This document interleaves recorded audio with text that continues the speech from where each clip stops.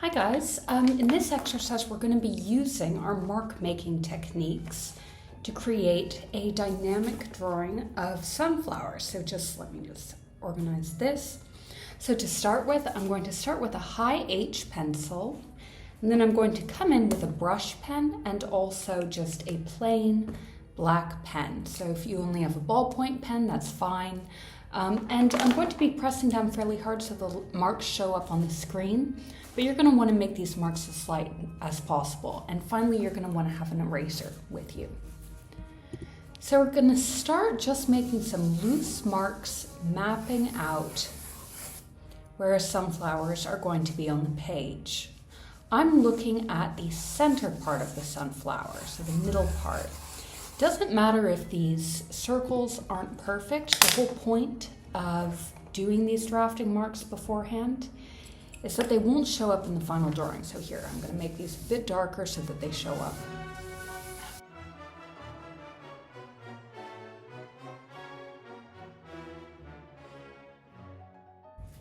Next, I'm going to come in with the leaves.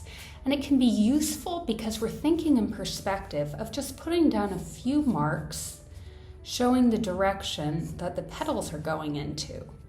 So around here, the petals are going to all scrunch up, but these lines are showing the different directions that the petals are going into as they move around the center of the flower. So I'm just going to put these marks in.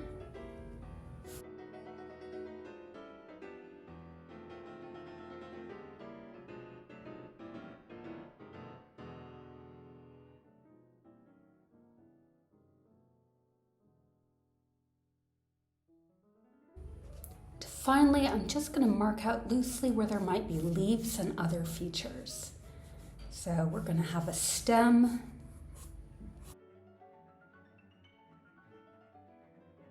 We want to use really simple basic shapes first, so nothing too complex.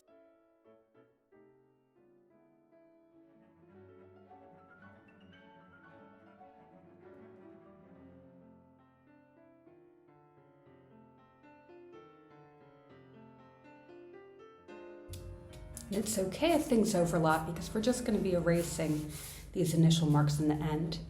So now that I've got this format in, I'm going to come in and do slightly more detailed versions of these petals.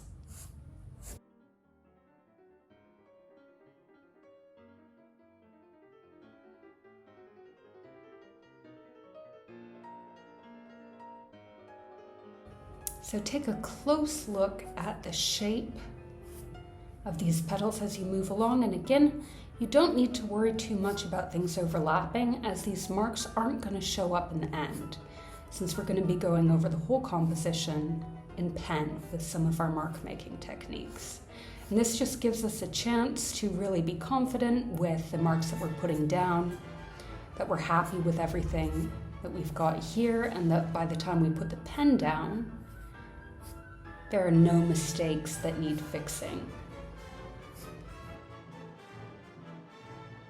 These lines are just guiding me in terms of the perspective of these petals as they move around the flower.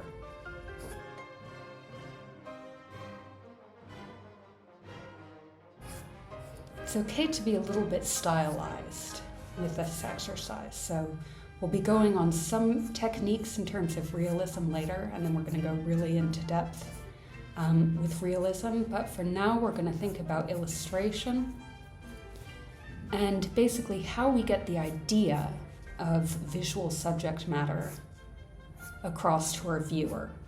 And that doesn't always mean direct replication. Sometimes it's a form of generalization of the shapes that we're looking at, more than it is a direct copy.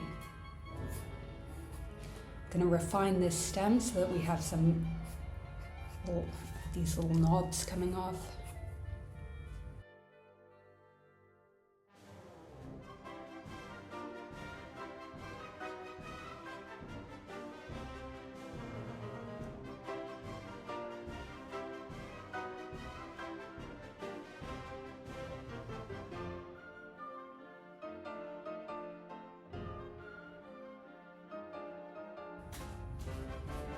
Okay, so now that we've got our draft down, we can move into mark making.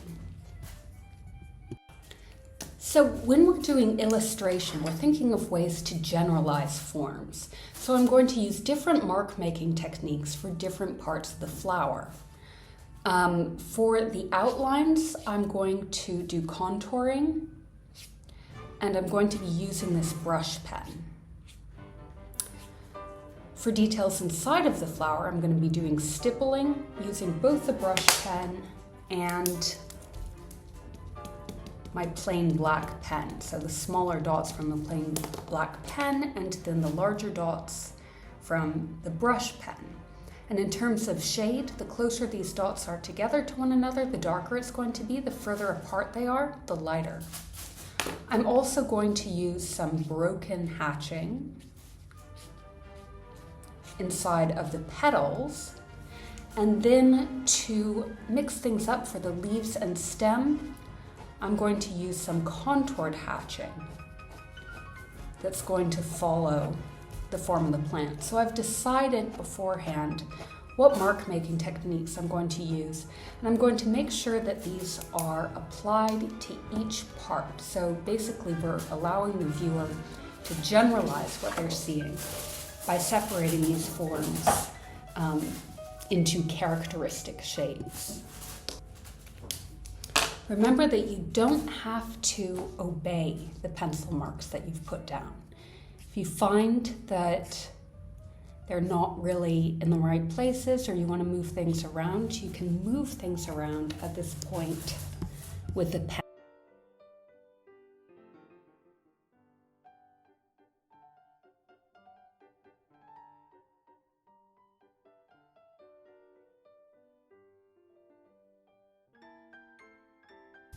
You'll also notice with your brush pen that speed affects how confident your line work comes across.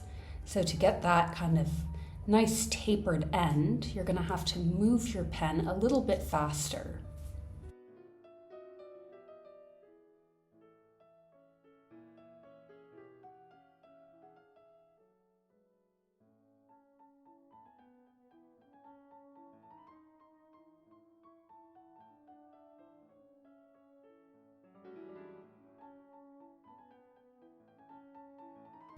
And here as well, since we're working in pen, now is when we start to think about how different things overlap one another.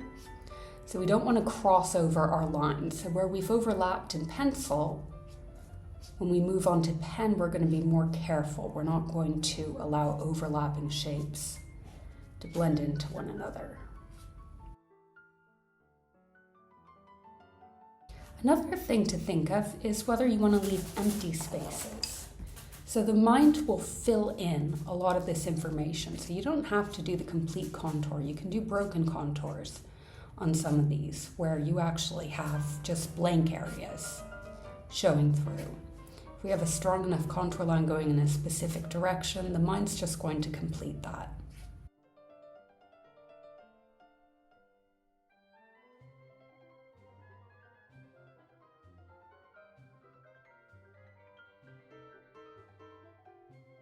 This part is always fun, so the big reveal, I'm just gonna erase these pencil marks at this point, just so I can see what I'm working with and what I need to emphasize, what I need to de-emphasize.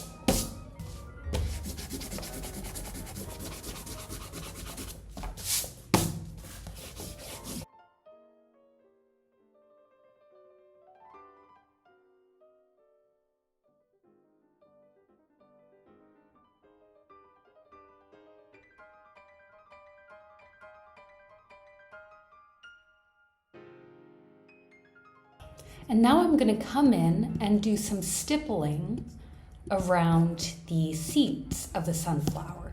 So remembering that as we move into the shade, things are going to get a bit darker. As we move towards the center, things are going to be a bit lighter. So I'm just stippling through the center, and using texture here is really going to look nice in the final drawing. If If you want a variety of marks, you can also come in with just, if you have a plain black marker here, if you want your dots to be like a little rounder instead of kind of more on their side like they are with a brush pen.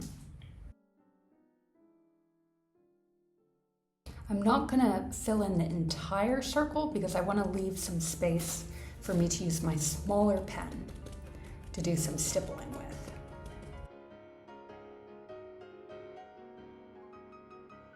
Okay, and now I'll come in with my smaller pen and do some broken hatching on the petals. And I'm going to make my lines go in the direction that the petals are going in.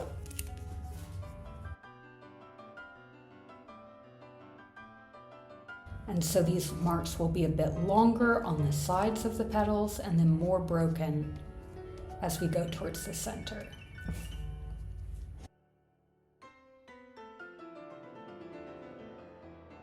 There's a darker area. I'm going to just keep this line continuous, like if there's a shadow, and then break it up as it moves to the light. So this isn't necessarily arbitrary. I'm looking at the bits of shading on the flower. You always want to be really studying your reference and being conscious in the decisions that you make in terms of mark making and what they'll actually add to the composition. So especially when you're doing kind of minute, busy work like this, it can be easy to kind of become a little bit complacent and stop looking at the reference so much, start focusing too much on the page.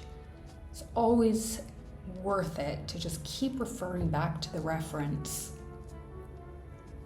and making sure that these decisions you're making with mark making are rooted in reality.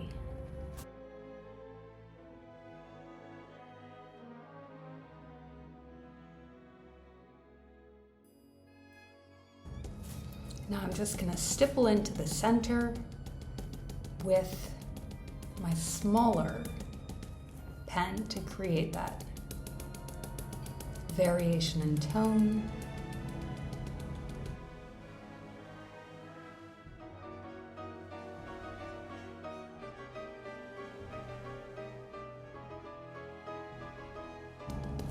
And move into the leaves with some, just going to do some hatching, kind of more geometric broken hatching into the leaves just to kind of create a little bit of difference here.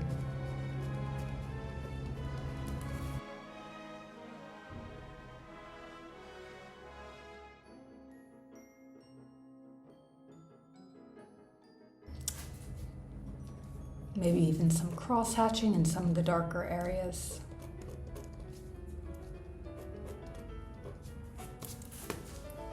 And I'm going to use hatching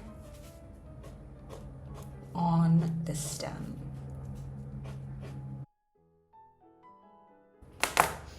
And now I can come in and where there are areas that I want darkened, like these little corners in between some of these petals, I'm just going to darken these up. That's going to draw the attention back towards the center of the flower and the light there. I can also make kind of a firmer boundary with the flowers on either side of it by just going over and reinforcing some of these outlines.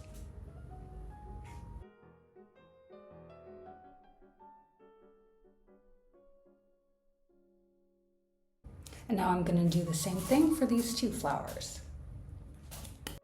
So once you're finished with the flowers, you can start thinking about the background. So this could be in a number of ways. You could use hatching.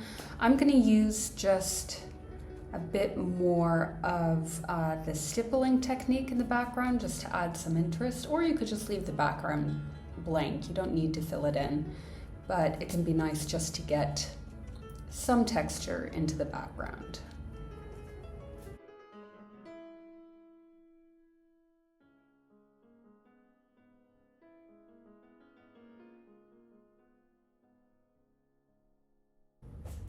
Sort of moving in a pattern I'm imagining the wind going into. So just organizing these semi-randomly but kind of flowing in a direction. And that's one way you can always bring a painting or illustration together just by having some unifying motif and movement running through your illustration or drawing.